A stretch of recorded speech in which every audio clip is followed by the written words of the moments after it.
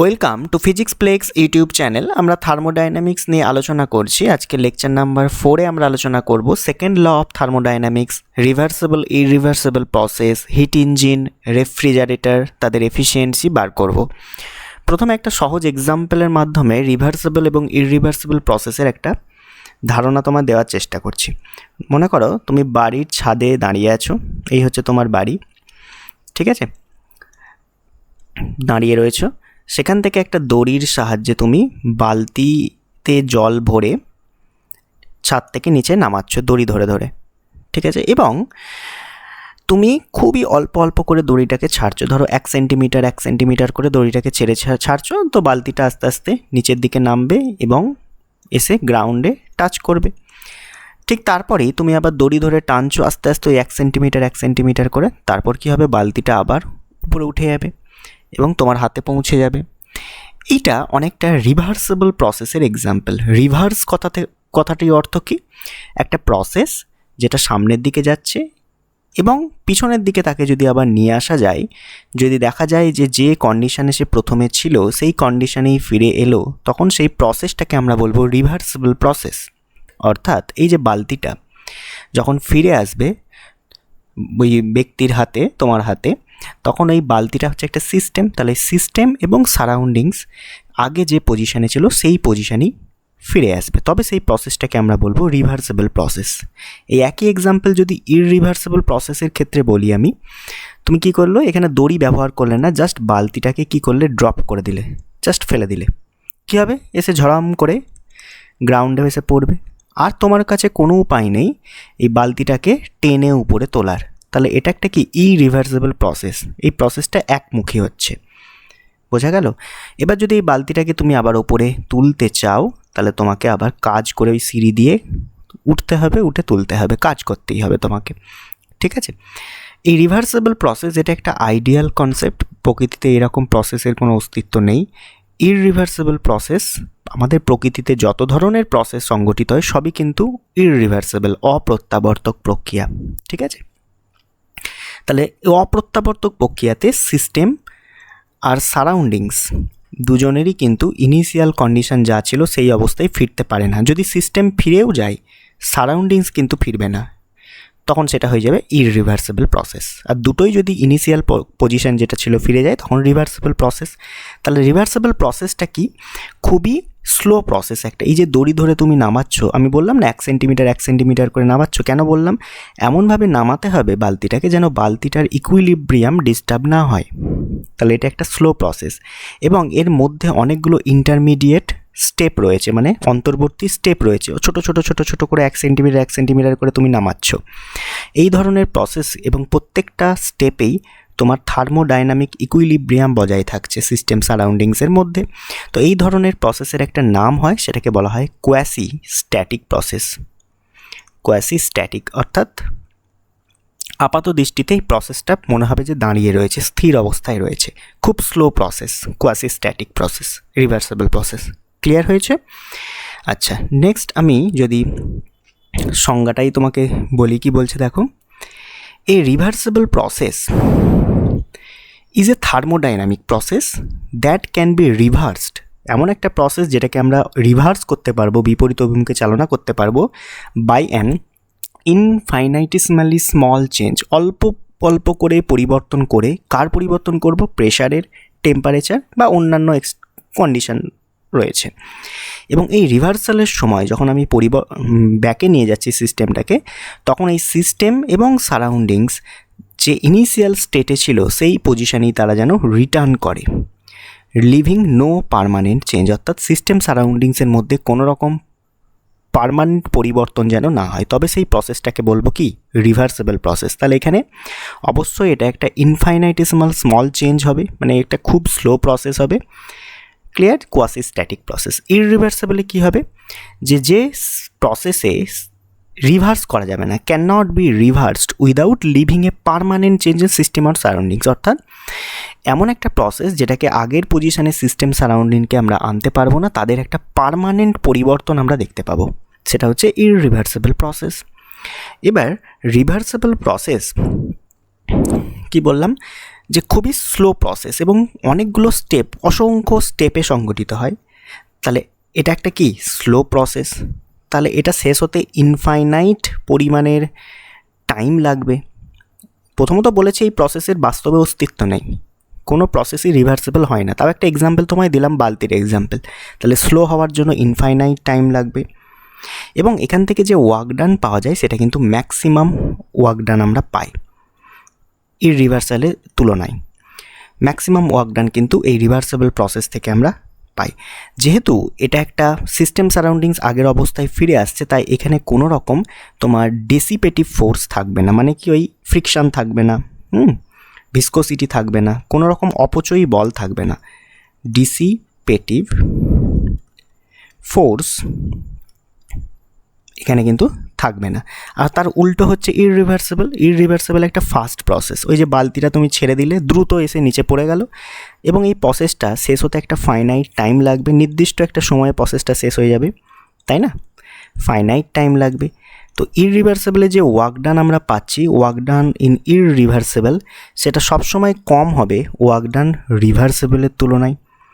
আর এই সিস্টেমটায় ডিসিপেটিভ ফোর্স, মানে এই যে ফ্রিকশন, তারপর ওই ভিসকোসিটি, যত রকমের হয়, রেজিস্ট্যান্স, এইগুলো হচ্ছে কি ডিসিপেটিভ ফোর্স, এইগুলো সিস্টেমে উপস্থিত থাকবে। তার জন্যই এনার্জি একটা লস হওয়ার জন্যই সিস্টেম সারাউন্ডিংস আগের পজিশনে ফিরে আসতে পারছে না। ঠিক আছে, নেক্সট আমরা কন্ডিশন দেখি। রিভার্সেবল প্রসেসের কন্ডিশন কি বলা হয়েছে? এই প্রসেসটা ভেরি স্লোলি ক্যারিড আউট করতে হবে, মানে কোয়াসি স্ট্যাটিক প্রসেস, খুব ধীরে ধীরে যে প্রসেসটা হবে সেটাই একটা রিভার্সেবল প্রসেস। এখানে কোনো ফ্রিকশান থাকছে না বা ডিসিপেটিভ ফোর্স থাকছে না, যেগুলো বললাম। ওয়ার্ক ডান হবে ম্যাক্সিমাম। আর কি, হ্যাঁ, এটা খুব ইম্পর্টেন্ট পয়েন্ট, সিস্টেম আর সারাউন্ডিংস এর মধ্যে প্রেশার ডিফারেন্স না থাকলেই নয়, মানে প্রায় সমান থাকবে। এই হচ্ছে সিস্টেম, আর বাইরে রয়েছে সারাউন্ডিংস, এদের মধ্যে যে প্রেশারের ডিফারেন্স টেন্স টু 0, মানে নেই। ধরো, বুঝতে পারছো, এই যে লেখা আছে ইনফাইনাইটিসিমাল স্মল, যদি হয় তবেই সেটা হবে রিভার্সেবল প্রসেস। নেক্সট দেখো, এক্সাম্পল যদি আমরা দিই, মনে করো যেহেতু এটা আইডিয়াল কনসেপ্ট, তো এক্সাম্পলগুলো আইডিয়ালই হবে, ইমাজিনারি কনসেপ্ট। আচ্ছা, মনে করো একটা সিলিন্ডার রয়েছে, তাতে রয়েছে পিস্টন। সেই পিস্টনটা উপর নিচে ঘর্ষণহীনভাবে চলাচল করতে পারে এবং এটা হচ্ছে মাসলেস, কোনো রকম ভর নেই পিস্টনটার, এটা বলে দিলাম। আর কি বললাম? ফ্রিকশনলেস,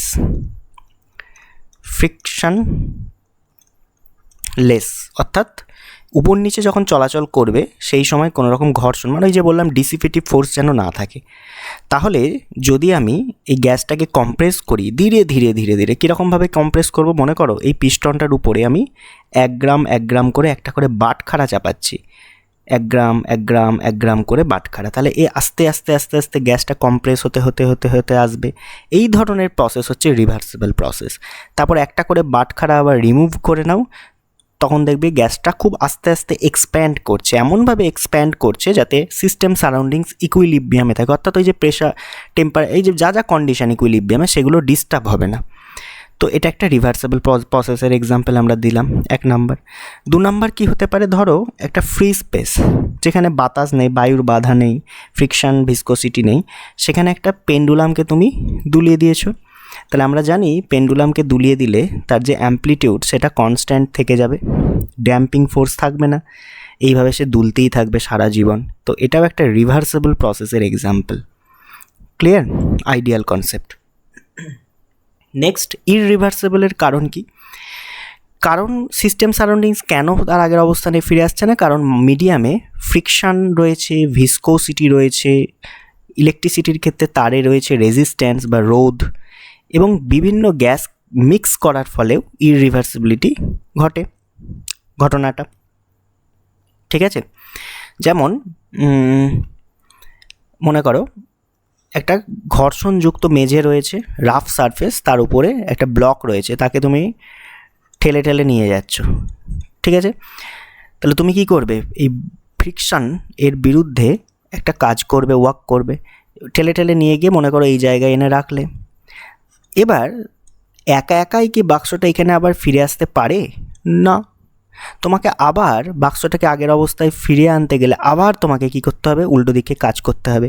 তাহলে দুই ক্ষেত্রেই তোমাকে কাজ করতে হচ্ছে। তাহলে এইগুলোই হচ্ছে ইররিভার্সিবল প্রসেস। আমাদের প্রকৃতিতে সমস্ত প্রসেসই ইররিভার্সিবল। বোঝা গেল? একা একা হবে না।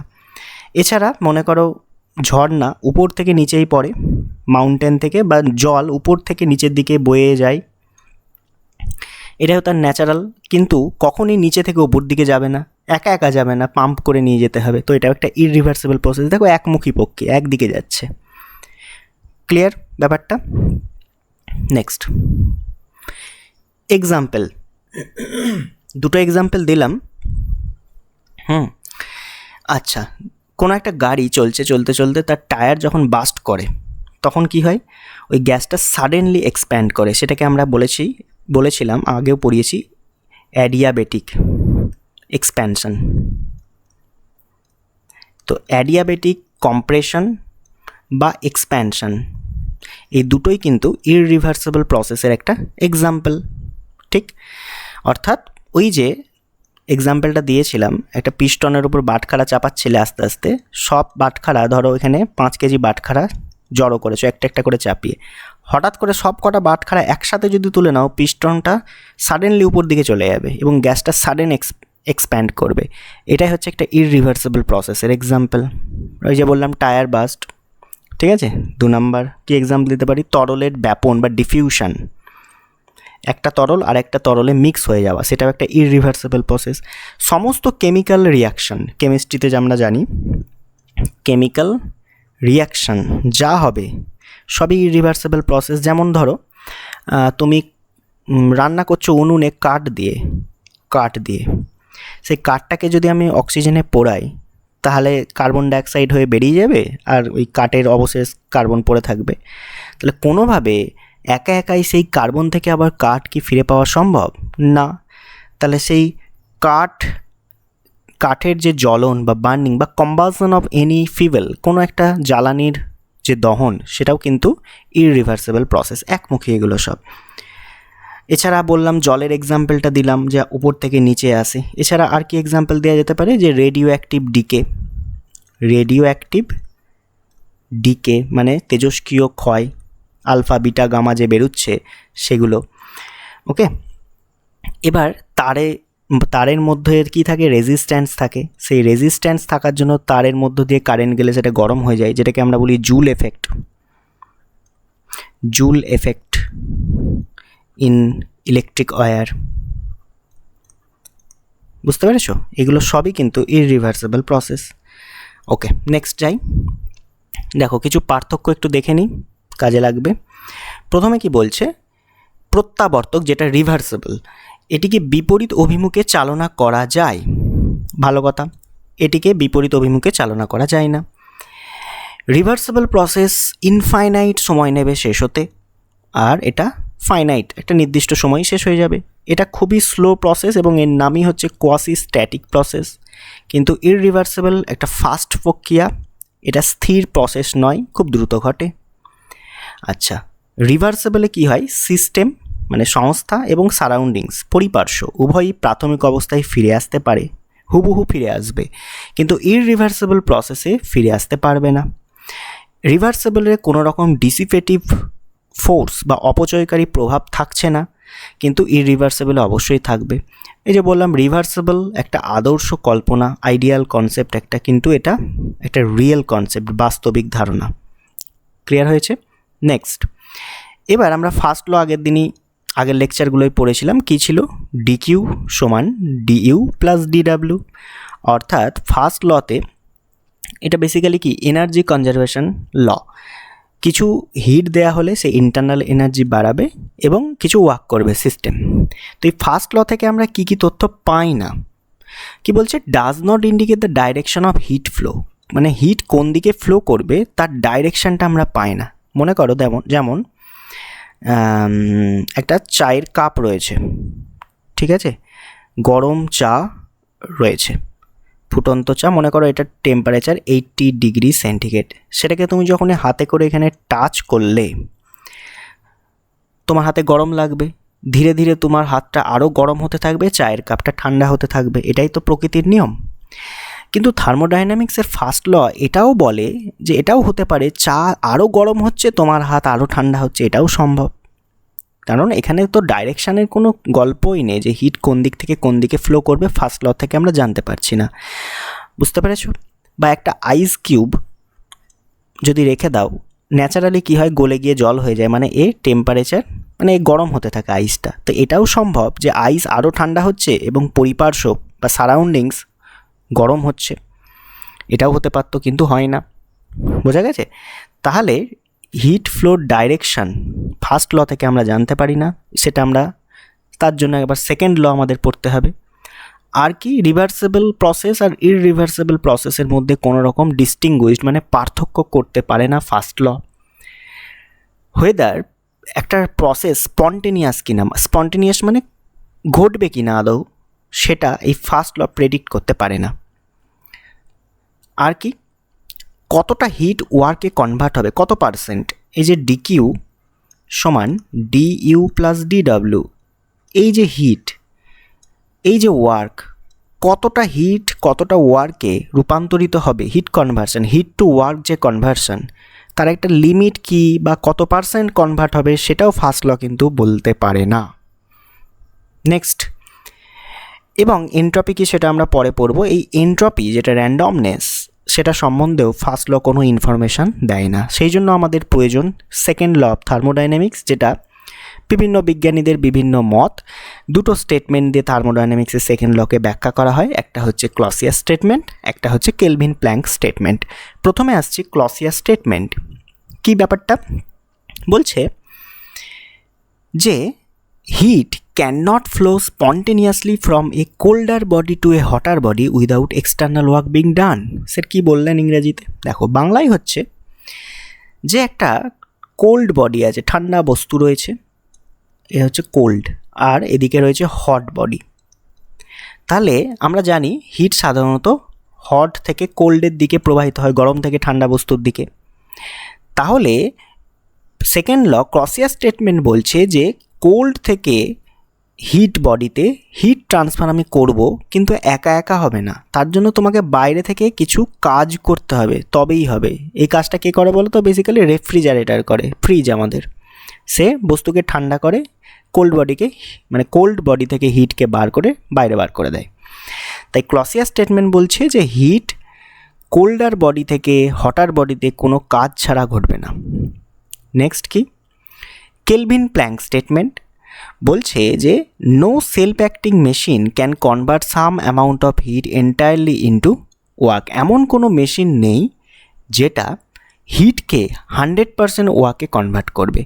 এই যে হিট আমরা দিচ্ছি একটা সিস্টেমে, কিউ, সে যে পুরোপুরি কার্যে আমি রূপান্তরিত করতে পারবো, সেই ঘটনা কোনো মেশিন এরকম নেই। কিছুটা হিট লস হবেই হবে। বোঝা গেছে?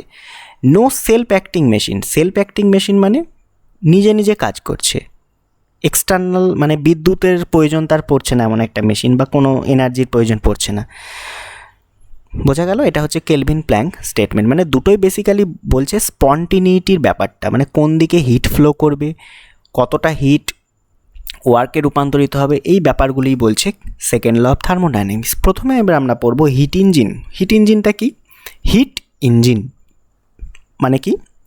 হিটকে ওয়ার্কে কার্যে রূপান্তরিত করার যে যান্ত্রিক একটা ব্যবস্থা, এটা একটা ব্যবস্থা, সেটাকে আমরা বলবো হিট ইঞ্জিন। ঠিক আছে? যেমন আমাদের গাড়ি চলে কি পেট্রোল ইঞ্জিন, ডিজেল ইঞ্জিন, এগুলো হিট ইঞ্জিনের এক্সাম্পল। হিটকে কি করা হয়? কার্যে রূপান্তরিত করা হয়। এবং যে কোনো একটা ধরো পেট্রোল ইঞ্জিন যেগুলো আছে, মোটরসাইকেলে যে ইঞ্জিন ব্যবহার করা হয়, তার এফিসিয়েন্সি ওই 30% মতো। মানে কি, 100 জুল যদি হিট থাকে, তার 30 জুল কার্যে রূপান্তরিত হবে, বাকি 70 জুল নষ্ট হয়ে যাবে। দেখবে ইঞ্জিন চললে ইঞ্জিন গরম হয়, ওই যে গরম হচ্ছে ওইটা হচ্ছে নষ্ট হিট, 70% প্রায় নষ্ট। বোঝা গেল? একটা এক্সাম্পল তাও দিলাম। এবার দেখো কী কী জিনিস আমার হিট ইঞ্জিনে থাকছে। 1 নম্বর থাকে রিজার্ভায়ার। স্যার রিজার্ভায়ার ব্যাপারটা কি? রিজার্ভায়ার হচ্ছে এমন একটা ব্যবস্থা যার হিট ক্যাপাসিটি মানে হিট ধারণ করার ক্ষমতা হচ্ছে ইনফাইনাইট। এর অর্থ কি? এর অর্থ এই রিজার্ভায়ার থেকে যদি আমি হিটকে কালেক্ট করি মানে এখান থেকে হিটকে কিছু পরিমাণ হিটকে যদি বার করে নিই, তাহলেও এর টেম্পারেচার কিন্তু কোনো রকম চেঞ্জ হবে না, কনস্ট্যান্ট থাকবে। বা একে যদি আমি হিট কিউ পরিমাণ দিই, তাহলেও এর টেম্পারেচারের কোনো রকম পরিবর্তন হবে না, কনস্ট্যান্ট থাকবে। অনেকটা কীরকম দেখো, মনে করো সমুদ্রের জল প্রচুর আছে, তো এখানে তুমি এক বালতি যদি গরম জল ফেলে দাও, ঠিক আছে, এক বালতি কী করলে গরম জল ফেলে দিলে, হট ওয়াটার, তাহলে সমুদ্রের জলের আপাত দৃষ্টিতে কোনো রকম টেম্পারেচারের চেঞ্জ হবে কি না, কারণ এই বিশাল জলরাশি, তার হিট ক্যাপাসিটি এত বেশি, ওই এক বালতি জল তার কিছুই টেম্পারেচার চেঞ্জ করতে পারলো না। তাহলে এই সমুদ্রের জল বা সি ওয়াটার কিন্তু একটা রিজার্ভায়ার হিসাবে কাজ করছে। বোঝা গেল? এটাকে বলা হয় রিজার্ভায়ার যার হিট ক্যাপাসিটি ইনফাইনাইট। আমরা হিট ক্যাপাসিটি সমান কি পড়েছিলাম? C is equal to d Q upon d T. যেহেতু বলেছি টেম্পারেচার যতই তার কাছ থেকে হিট কেড়ে নাও বা হিট দাও, টেম্পারেচার অলওয়েজ কনস্ট্যান্ট থাকবে, তাই এই ডিটিটা হয়ে যাবে জিরো, চেঞ্জটা জিরো, তাই সি হয়ে যাচ্ছে ইনফাইনাইট। যেহেতু ডিটি জিরো, তাহলে রিজার্ভায়ারের হিট ক্যাপাসিটি কি হয়? অসীম হয়। এবার দুই ধরনের রিজার্ভায়ার হতে পারে, একটা হচ্ছে হট রিজার্ভায়ার, মানে যেখান থেকে আমি হিট কালেক্ট করব, হট রিজার্ভায়ার যেখান থেকে আমি হিট কালেক্ট করব। আর দু নম্বর হচ্ছে কোল্ড রিজার্ভায়ার, যাকে আমি হিট দেবো, এক্সট্রা যে হিট সেটাকে বর্জন করব। এর অপর নাম হচ্ছে সোর্স, আর এর অপর নাম হচ্ছে সিঙ্ক। আমি এই সোর্স আর সিঙ্ক এই কথাগুলি উচ্চারণ করব, ঠিক আছে? সোর্স মানে হট, যেখান থেকে হিট নেবো, এই এক্সাম্পলটা। আর যদি হিট তাকে প্রোভাইড করি সিস্টেমে, তখন সেটা হচ্ছে কোল্ড রিজার্ভায়ার বা সিঙ্ক। ক্লিয়ার? দেখো এবার কি বলছে, হিট ইঞ্জিন হচ্ছে একটা ডিভাইস যেটা হিটকে কনভার্ট করছে ওয়ার্কে by operating a cyclic process. একটা সাইক্লিক প্রসেসে সেটা অপারেট করছে। কী কী এর মধ্যে থাকছে? একটা হট রিজার্ভায়ার সোর্স, যেটা হিট সাপ্লাই করছে সিস্টেমে, একটা কোল্ড রিজার্ভায়ার যেখানে হিট রিজেক্ট করছি বা বাদ দিয়ে দিচ্ছি, আর ওয়ার্কিং সাবস্ট্যান্স, যেমন হিট ইঞ্জিনের ক্ষেত্রে গ্যাস বা স্টিম ইউজ করা হয়। যে আমাদের আগে ট্রেন চলতো স্টিম ইঞ্জিনে, সেই স্টিমকে কাজে লাগিয়ে চাকাগুলো ঘোরানো হতো, অর্থাৎ সেখানেও দেখো হিট কিন্তু ওয়ার্কে রূপান্তরিত করা হচ্ছিল সেই প্রসেসেও। এখনও তাই হয়, এখনও ইলেকট্রিসিটি ব্যবহার করে, প্যান্টোগ্রাফ রয়েছে ট্রেনের, সেই ইলেকট্রিসিটি ব্যবহার করে সেই চাকাগুলো ঘোরানো হয়, অর্থাৎ এনার্জি নিয়ে আমি ওয়ার্ক করছি। এগুলো একটা হিট ইঞ্জিনের এক্সাম্পল। তো এখানে ওয়ার্কিং সাবস্টেন্স হিসাবে কি ব্যবহার করা হচ্ছে?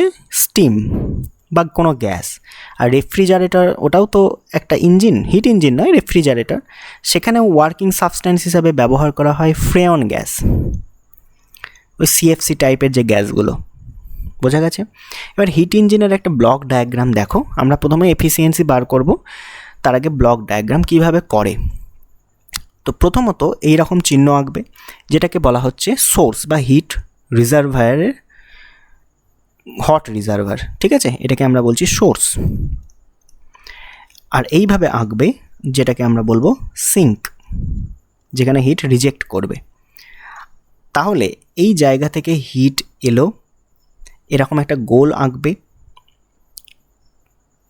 কিছু পরিমাণ হিট এলো, এখান থেকে দেখাবে কিছু পরিমাণ কার্য হচ্ছে, আর এক্সট্রা যে হিট অপচয় হবে সেটা সিঙ্কে এসে জমা হবে।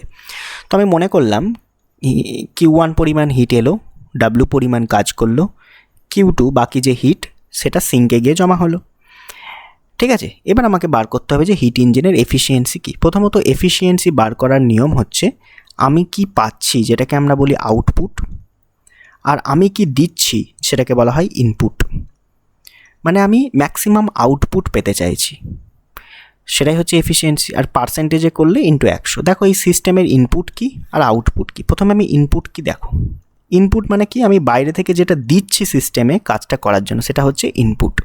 আর আউটপুট আমি যেটা পাচ্ছি। তাহলে আমি এখানে কি পেতে চাইছি? আমি পেতে চাইছি কার্য, ঠিক আছে? তাহলে আউটপুট হচ্ছে ওয়ার্ক ডান, W। আমি কাজ পেতে চাইছি। ইনপুট কি? ইনপুট দেখো সিস্টেমে ঢুকছে যেটা, এই হচ্ছে ইনপুট Q1, সোর্স থেকে যে হিটটা আমি টানছি এটা হচ্ছে ইনপুট। এবার আউটপুটের ভ্যালুটা আমি কিভাবে বার করব? এখানে এনার্জি কনজারভেশন যদি লাগাই, দেখো Q1 পরিমাণ হিট আসছে, এটা দুটো ভাগে ভাগ হয়ে যাচ্ছে, একটা ওয়ার্ক ডান আর একটা Q2। তাহলে এখান থেকে W সমান আমি পেয়ে যাব Q1 মাইনাস Q2, এখানে বসাবো এফিসিয়েন্সিতে। তাহলে ইটা সমান আউটপুট হচ্ছে ওয়ার্ক ডান, ইনপুট হচ্ছে Q1। তাহলে ওয়ার্ক ডান কত? Q1 মাইনাস Q2, নিচে কত? Q1, ভাগ করে দাও 1 মাইনাস Q2 আপন Q1। এটাই হচ্ছে ইটা বা এফিসিয়েন্সির ভ্যালু। দেখো এফিসিয়েন্সিতে এক থেকে কিছু একটা টার্ম বিয়োগ যাচ্ছে, তাহলে এফিসিয়েন্সি কখনোই এর সাথে 100 যদি গুণ করো পার্সেন্টেজে চলে আসবে। তো এফিসিয়েন্সি কখনোই একের থেকে বড় হতে পারে না, হতেই পারে না, একের সমানও হয় না।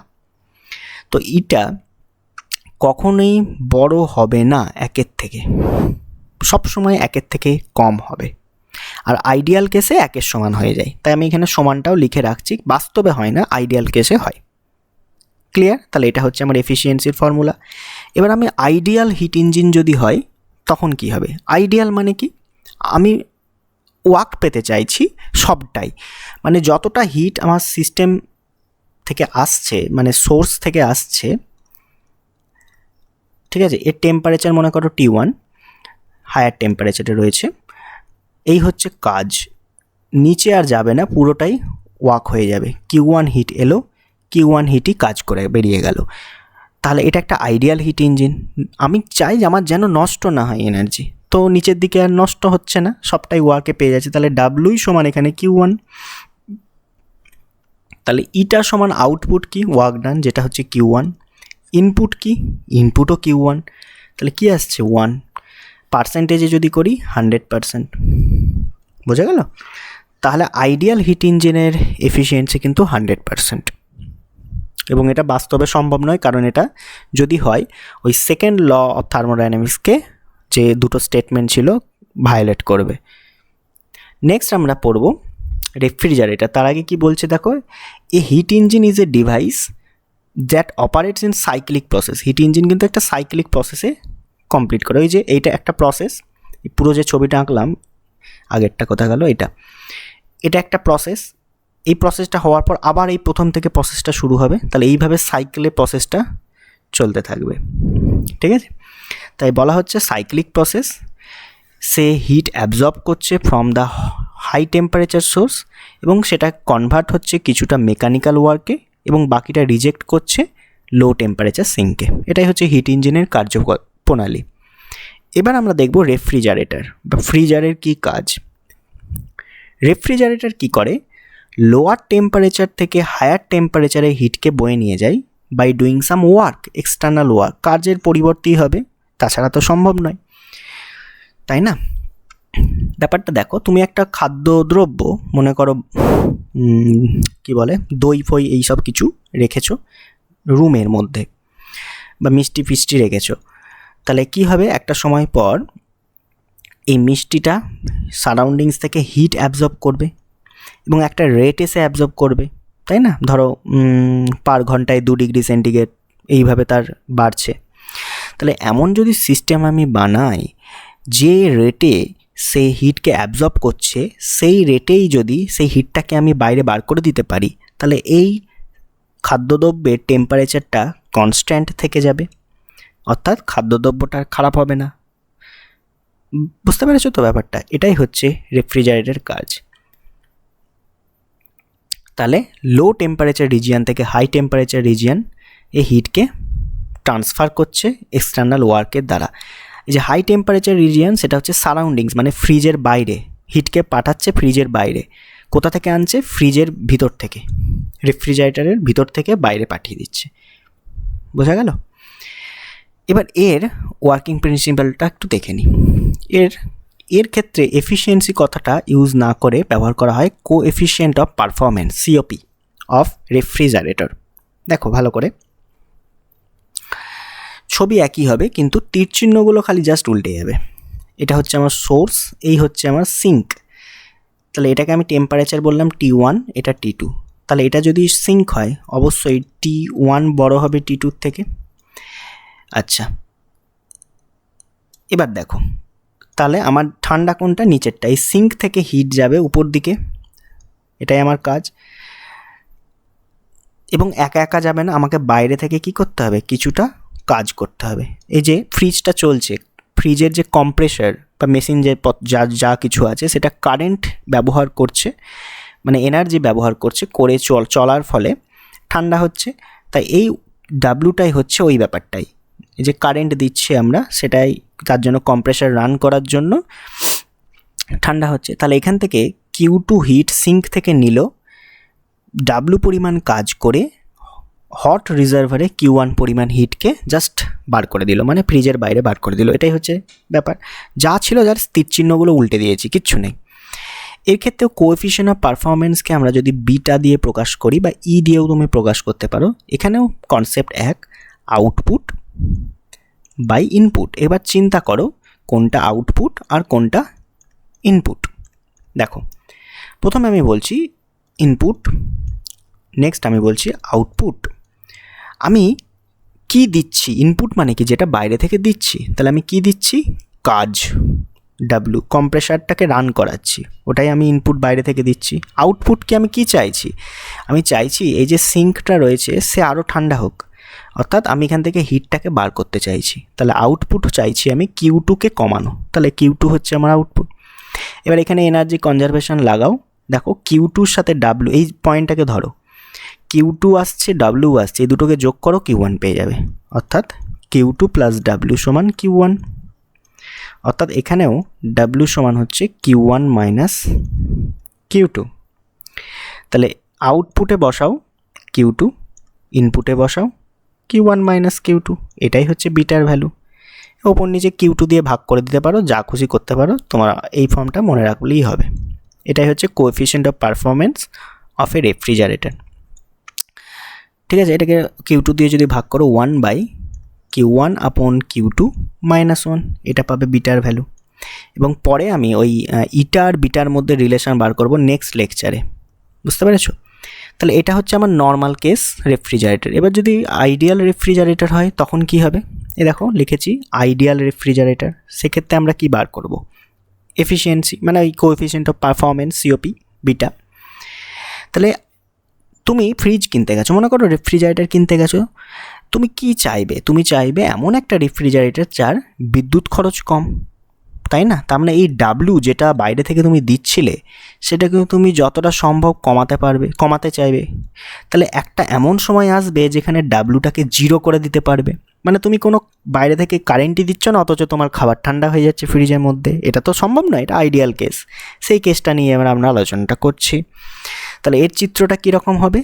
কিচ্ছু না, সিঙ্ক থেকে হিটটাকে নেবে, সোজা গিয়ে পাঠিয়ে দেবে কোথায়? সোজা পাঠিয়ে দেবে তোমার সোর্সে। তাহলে এখানেই Q2 আর Q1 কি হয়ে গেল? সমান হয়ে গেল। তাহলে আউটপুট কোনটা? ডাব্লু, সরি ইনপুট কোনটা? ডাব্লু। তাহলে ইনপুট দেখো তোমার 0 হয়ে গেছে। তাহলে বিটা সমান আমরা জানি আউটপুট আপন ইনপুট, আর তোমার কিছু করার নেই। ইনপুট 0 মানে 1/0, ঠিক আছে? আউটপুট হচ্ছে Q2 বেসিক্যালি, Q2/0 যাই হোক, ইনফাইনাইট ভ্যালুটা আসবে বিটা। অর্থাৎ একটা আইডিয়াল রেফ্রিজারেটরের সিওপি কিন্তু ইনফাইনাইট। বোঝা গেল?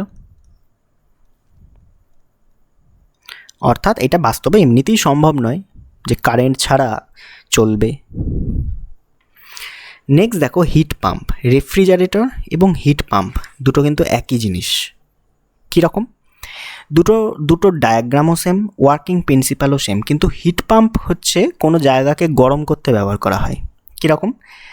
এই যে দুটো অংশ ছিল, হ্যাঁ, এখান থেকে হিট নিচ্ছ, ওয়ার্ক করছো কিছু, Q2 হিট বার করলে, ওয়ার্ক করলে, আর Q1কে রিজেক্ট করলে। রেফ্রিজারেটর এই রিজিয়ানে কাজ করে, এই নিচের সিঙ্ক রিজিয়ানে, মানে এটাকে ঠান্ডা করে। কিন্তু হিট পাম্প এই রিজিয়ানে কাজ করে, সোর্স রিজিয়ানে। কোনো খাদ্যদ্রব্যকে গরম করতে চাইছো, খাদ্যদ্রব্য বাদ দাও, কোনো একটা সিস্টেমকে গরম করতে চাইছো, তো এই রিজিয়ানে সেই সিস্টেমটাকে রাখবে, মানে সোর্স রিজিয়ানে T1-এ, তবে সেটা হিট পাম্প হিসাবে কাজ করবে। আর যদি তুমি রেফ্রিজারেটর হিসাবে ব্যবহার করতে চাও, তো এখানে রাখবে, তাকে রেফ্রিজারেটর হিসেবে ব্যবহার করবে, জাস্ট উল্টো। এবার ছবিটা দেখিয়েছি দেখো, হট রিজার্ভার থেকে Q1 পরিমাণ হিট এলো, W পরিমাণ কাজ করলো, Q2টাকে কোল্ডে ছেড়ে দিল। এটা কিসের এক্সাম্পল? হিট ইঞ্জিনের। একইভাবে কোল্ড রিজার্ভার থেকে Q2 হিট নিল, W ওয়ার্কের পরিবর্তে Q1 হিটকে হট রিজার্ভারে ছাড়ছে, এটা রেফ্রিজারেটরের এক্সাম্পল। হিট ইঞ্জিন আর রেফ্রিজারেটরের কিছু বেসিক ডিফারেন্স দেখো। হিট ইঞ্জিনের কাজ কি? হিটকে ওয়ার্কে রূপান্তরিত করা। রেফ্রিজারেটরের কাজ কি? লোয়ার রিজিয়ান থেকে হায়ার এনার্জি, মানে কোল্ড রিজিয়ান থেকে হট রিজিয়ানে হিটকে ট্রান্সফার করা। হিট ইঞ্জিন আর রেফ্রিজারেটরের ওয়ার্কিং মানে বিপরীত, কিন্তু দুটোর উদ্দেশ্য আলাদা। দেখো, এ কী করছে? হিটকে ওয়ার্কে রূপান্তরিত করছে, কিন্তু রেফ্রিজারেটর ওয়ার্ককে হিটে রূপান্তরিত করছে না, সে হিটকে কোল্ড রিজিয়ান থেকে হট রিজিয়ানে নিয়ে যাচ্ছে, তাই না? রেফ্রিজারেটরের কাজ। আচ্ছা, হিটকে যদি হট থেকে কোল্ডে নিয়ে যায়, কী মেশিন ইউজ করবো তাহলে স্যার? দরকারই নেই, প্রকৃতির নিয়মই হচ্ছে হিট হট থেকে কোল্ডে যাওয়া, তার জন্য হিট ইঞ্জিনের প্রয়োজন আছে কি না? হিট ইঞ্জিনের কাজ সেটাও নয়। তাহলে প্রকৃতির নিয়মেই হট থেকে কোল্ডে হিট যাবে, কিন্তু উল্টোটা করতে গেলে রেফ্রিজারেটর লাগাতে হবে, তোমার ফ্রিজার লাগাতে হবে। বুঝতে পারলে? তাহলে দুটোর ওয়ার্কিং প্রিন্সিপাল অপোজিট, কিন্তু উদ্দেশ্য কিন্তু আলাদা। আচ্ছা, এখানে সোর্স হিসাবে ব্যবহার করা হয় হট রিজার্ভার হিট ইঞ্জিনে, এখানে কোল্ড রিজার্ভার, জাস্ট উল্টো। এর সিঙ্ক উল্টো, দেখে নেবে একটু। এর আউটপুট হচ্ছে ওয়ার্ক, এর আউটপুট হচ্ছে কি জানো? রেফ্রিজারেটরের আউটপুট হচ্ছে Q2, ইনপুট হচ্ছে ওয়ার্ক এখানে। ওকে। এফিসিয়েন্সি এটা 1 - Q2/Q1 মনে রাখবে, আর এটা মনে রাখবে Q2/Q1 - Q2। এর মেন পারপাস হচ্ছে কাজ তৈরি করা, হিটকে ওয়ার্কে রূপান্তরিত করা, আর এর মেন পারপাস হচ্ছে কুলিং। তাহলে দুটোর উদ্দেশ্য দেখো পুরোপুরি আলাদা। বুঝতে পেরেছ? এর example steam engine, petrol engine, diesel engine, gas turbine. আর এটা হচ্ছে refrigerator, freezer, AC, cold storage, এগুলো হচ্ছে তার এক্সাম্পল। এখানে দেখিয়ে দিয়েছি। সিওপি মানে কি? ওই রেফ্রিজারেটরের যে কোএফিসিয়েন্ট অফ পারফরমেন্স সবসময় 0 থেকে বেশি হবে, অ্যান্ড ইউজুয়ালি 1 থেকে বড় হয়। আইডিয়ালের ক্ষেত্রে ইনফাইনাইট হয়। বোঝা গেছে? নেক্সট লেকচারে আমরা কার্নট ইঞ্জিন নিয়ে আলোচনা করব, কার্নট থিওরেম। তারপরে আমরা আলোচনা করব এন্ট্রপি নিয়ে, থার্ড ল অফ থার্মোডাইনামিক্স নিয়ে। থার্মোডাইনামিক্স আমাদের কমপ্লিট হয়ে যাবে। তারপর এই অধ্যায় থেকে যত রকমের এমসিকিউ, বিভিন্ন ধাঁচের শর্ট এমসিকিউ হয়, সেগুলো নিয়ে আলোচনা হবে। তো আজকের মতো এই পর্যন্তই থাক, দেখা হচ্ছে পরবর্তী লেকচারে। থ্যাংক ইউ লেকচারটি অ্যাটেন্ড করার জন্য।